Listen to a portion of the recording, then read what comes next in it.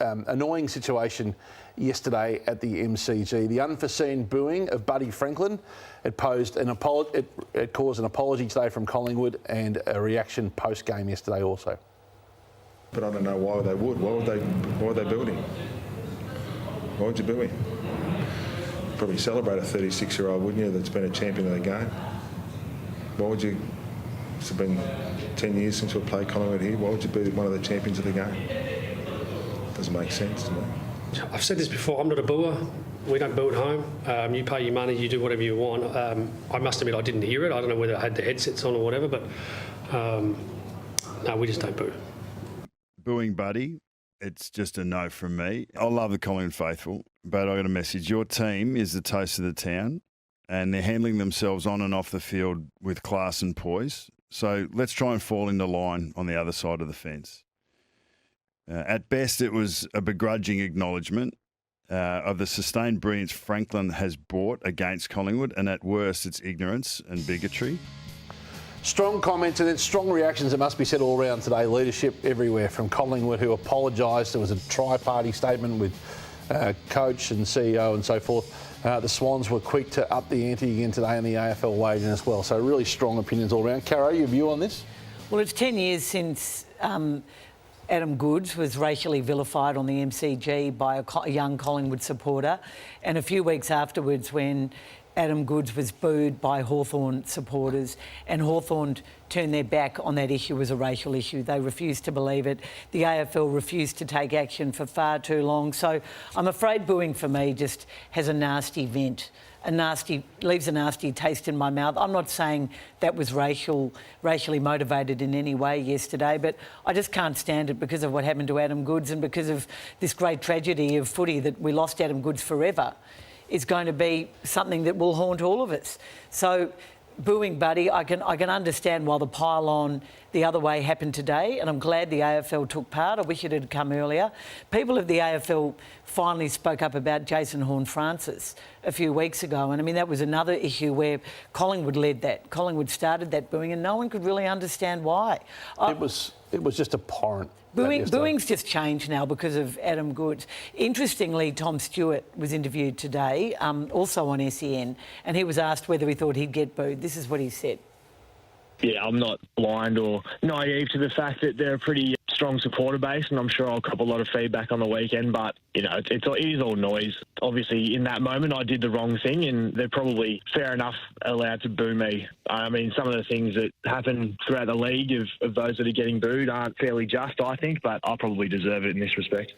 Matthew, I reckon those Richmond supporters would be booing the AFL who only gave Tom Stewart 4 weeks, which if that had happened this year, would have been a much longer suspension. Good leadership, though, wasn't it? Oh, I'm glad he said it. Yeah, I just think also we've got to be careful that we're not getting that soft as a society, also, that there is still room for it. So if there's any tone towards racism and all that, obviously I understand, but there's also champion players of the game that I remember growing up with Carey and Ablett Senior and Tony Lockett and Dunstall. I know we're decades on from that, but I just think the passion for your supporters, and if you want to try and get under the skin of somebody. When I turned up to Footy Park or when you turn up to the Adelaide Oval, I still think there's got to be room for it. And the North supporters have every right to boo Horne-Francis this week. Yeah. I mean, that's understandable. Times have changed and you can't have your cake and eat it too on that. Like, that was entirely out of line. So, Hutchie, what's the balance? Like, you own a basketball team. You want your Perth Wildcats fans to come and bring the energy and bring the noise. But how do you tell the fan who's paid their ticket and come to the game what that line is and how they can and can't react as a member of the crowd? If you are a Collingwood fan and you didn't think, if you thought that was okay yesterday, you're entirely in the wrong. That is the first time the Swans have been at the MCG to play Collingwood in, 10 years? Yeah, understand the sensitivities around since the Adam Goodes game I just referred to. The last time was, this is a club that has moved so far and reformed itself so much, and to use Nathan Buckley's language, is the toast of the town, and it's had to strive to get respect from an era of its own doing that it is in part ashamed of, and its fan base entirely let them down yesterday with an act of symbolic... And that's fine, but that's not what I'm asking. Yeah, but to your question, Kane, I go to these games and someone's taking a foul shot and the basketball, you give them burgers away to put them off to a point that they miss their shots.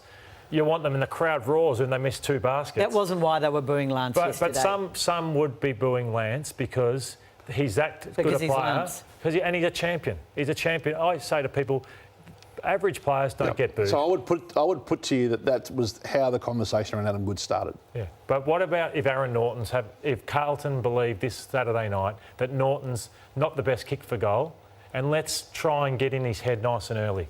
Is there anything wrong than Carlton Or Jack fans? Ginnivan. Same thing. Is there anything wrong with that? I think there's still room for that in the game. I think when the player's Indigenous and Lance Yeah, Franklin, I'm not questioning and he's it, yeah. clearly on the way out, If it was someone pretty disgusting. We both understand that. Yeah. A champion Indigenous player, a young player, a mental health player. Like there are just clear and demonstrative areas where you don't. Now, I understand your broader argument, but that was not even for discussion yesterday for mine. Anyway, let's get to the Swans overall if we can. And they're in a fascinating spot. We haven't seen John Longmire's Swans in this spot before. It looked like there were periods yesterday where they had control of the game. They came up with 6 goals for their efforts. Yes. And they're back in the pack game. It's a real story, Hutchie. Lordy spoke about how teams recover from a big grand final loss last week and the history of that, but I thought they had their chances in this game. John Longmire's going, this is a 4-minute period in the third quarter. Watch the turnovers, watch the clock and how much they butchered the ball in this. Now, John's going, we've done everything right. There's significant opportunities under no pressure going inside 50. We have 47 more disposals, 29 marks, yet we get outscored by 13 points in this third term. These are all good players in a 4-minute period of the third quarter who continually butchered the ball. So they've also kicked at one point 1 goal 8 from set shots. So they were so wasteful. I reckon they walk away going, gee, we had some opportunities to win that game. I'm not ready. Buyer or a cynic? I'm neither. I'm not ready to write their season off, though, after what I've seen. Whoever loses out of Sydney and Fremantle this weekend, I think is finished, including the Swans. Let's get to Nick Dacos, who was tagged. Well, he was tagged yesterday and hard tagged in aggressive heat. Targeted. He was targeted. The Clarksman, who both of you put on our agenda as the aggressive tagger in the competition in the finals last year, went to him again after a success in the finals. He was one of many that targeted Dacos. Dacos, for that matter, says that he enjoys being tagged. Yeah, we love it when I get a tag. We think we can manipulate the opposition, get 1v none. So it's a good thing for us, and I've always got my teammates' support, which I love.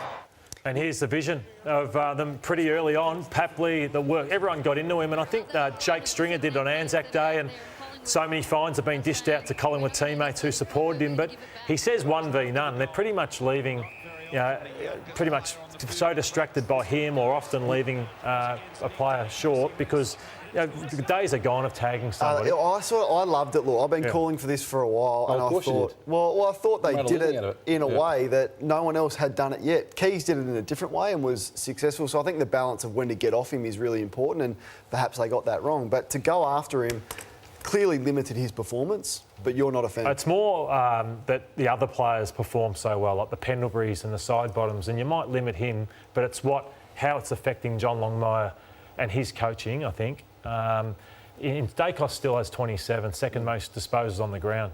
So I'm just not sure how many players in the game can play. Because is Ryan Clark in their best side if he's not taking on Dacos? I'm just not sure how often it's going to work. I think the players you can tag are Cripps and these inside midfielders, but he's just a hard one to stop.